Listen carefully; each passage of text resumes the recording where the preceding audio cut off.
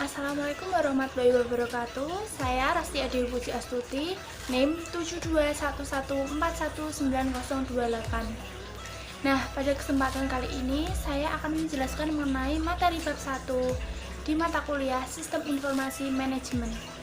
Nah, kira-kira ada apa aja sih di materi bab 1 ini? So, jangan di-skip ya video ini. Oke. Pada bagian pertama, kita akan membahas mengenai pengantar sistem informasi. Sejak tahun 1950, komputer telah dijadikan sebagai aplikasi bisnis.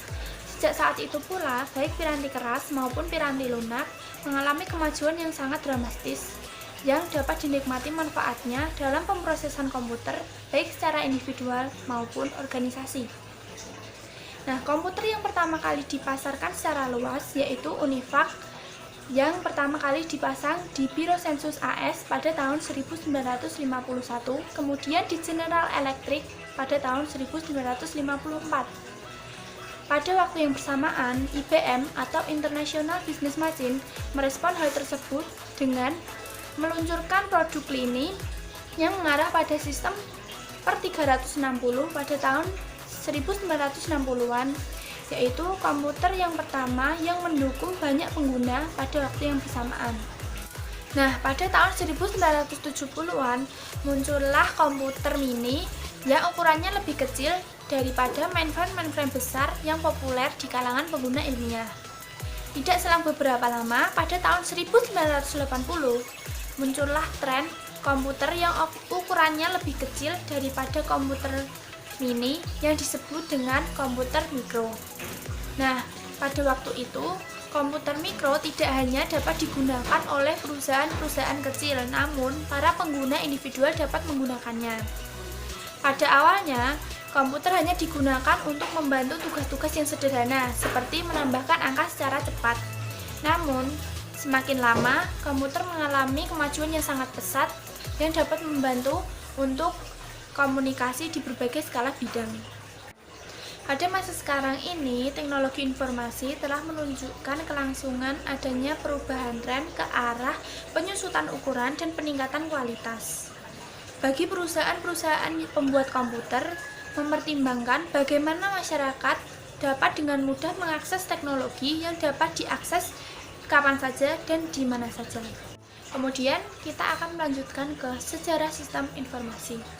Pada masa yang pertama, yaitu evolusi piranti keras komputer. ENIAC atau Electronic Numerical Integrator and Calculator merupakan sebuah mesin yang dapat melacak kembali komputer. Teknologi ini dikembangkan pada tahun 1946 oleh John W. Moseley dan J. Presper Eckert. Nah, pada masa ini, tepatnya pada tahun 1960, IBM atau International Business Machine juga mengeluarkan lini komputer yang bersistem per 360. Pada masa yang kedua, yaitu komputer berukuran lebih kecil. Komputer mini merupakan skala sistem kecil pertama yang kemudian diikuti dengan cepat oleh komputer yang lebih kecil yang disebut dengan komputer mikro. Nah, pada tahun 1982, IBM atau International Business Machine mengeluarkan komputer kecil yang kemudian disebut dengan PC atau personal komputer. Komputer-komputer kecil tersebut digunakan untuk menggambarkan sistem-sistem kecil, kuat, relatif tidak mahal untuk digunakan dalam aplikasi bisnis ataupun pribadi. Masa yang ketiga yaitu hukum Moore. Istilah hukum Moore dari Gordon Moore muncul pada tahun 1960-an. Pada awalnya, hukum ini menyatakan kerapatan penyimpanan sirkuit terintegrasi dari sebuah chip silikon akan meningkatkan 2 kali lipat setiap tahunnya. Selanjutnya, ada pengantar arsitektur komputer. Inti dari sebuah komputer adalah prosesornya. Prosesor yang dikendalikan oleh sistem operasi seperti Windows XP mengelola alat output dan input, alat penyimpanan data, dan operasi atas data. Selanjutnya ada pengantar arsitektur komunikasi. Komunikasi antar komputer dibatasi oleh adanya fakta diprioritaskan komunikasi menggunakan telepon antar manusia. Apabila komunikasi antar komputer tidak menggunakan sistem publik, maka komunikasi yang akan terjadi biasanya akan terjadi lebih cepat. Selanjutnya, kita akan membahas mengenai evolusi di bidang aplikasi komputer. Yang pertama, ada sistem pemrosesan transaksi. Sistem ini merupakan sistem yang memproses data yang mencerminkan kegiatan perusahaan. Evolusi yang kedua yaitu sistem informasi manajemen yang dapat diartikan sebagai suatu sistem berbasis komputer yang membuat informasi tersedia bagi pengguna yang memiliki kebutuhan yang serupa. Nah, sistem informasi manajemen ini membuat informasi melalui penggunaan dua piranti lunak. Yang pertama, piranti lunak pembuat laporan, yang kedua, metode matematis. Yang ketiga yaitu sistem kantor virtual. Sistem ini bersifat sederhana dan bersifat administratif.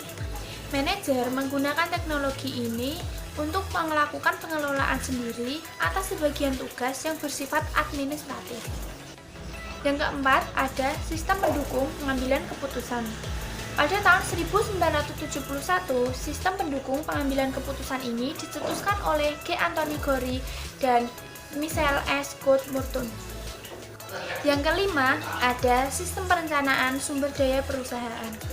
Sistem komputer yang memungkinkan manajemen seluruh sumber daya perusahaan berbasis ke seluruh organisasi. Selanjutnya, ada pengguna sistem informasi. Pengguna pertama output komputer adalah karyawan administrasi di bidang akuntansi. Beberapa informasi yang dihasilkan oleh aplikasi akuntansi juga tersedia oleh para manajer. Kemudian, sistem juga dikembangkan secara spesifik untuk mendukung dalam pemecahan masalah yang terjadi. Selanjutnya adalah peranan informasi dalam pemecahan masalah manajemen. Nah, pemecahan masalah dan pengambilan keputusan ini sangat perlu dilakukan. Hasil dari aktivitas pemecahan masalah yaitu solusi. Nah, selanjutnya adalah tahap-tahap pemecahan masalah. Menurut Herbert Asimov, ada 4 tahapan. Yang pertama, aktivitas intelijen, yang kedua, aktivitas perancangan, yang ketiga, aktivitas pemilihan, dan yang keempat adalah aktivitas peninjau. Nah, yang terakhir adalah masa depan teknologi informasi.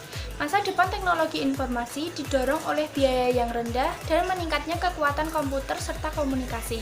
Kekuatan komputer dapat dilihat dari kecepatan pemrosesan, kapasitas penyimpanan data, serta keragaman alat-alat input dan output. Sedangkan komputer dan komunikasi sendiri sedang mengalami proses penggabungan. Sekian penjelasan dari saya. Apabila ada kesalahan dan apabila ada kurangnya, mohon maaf.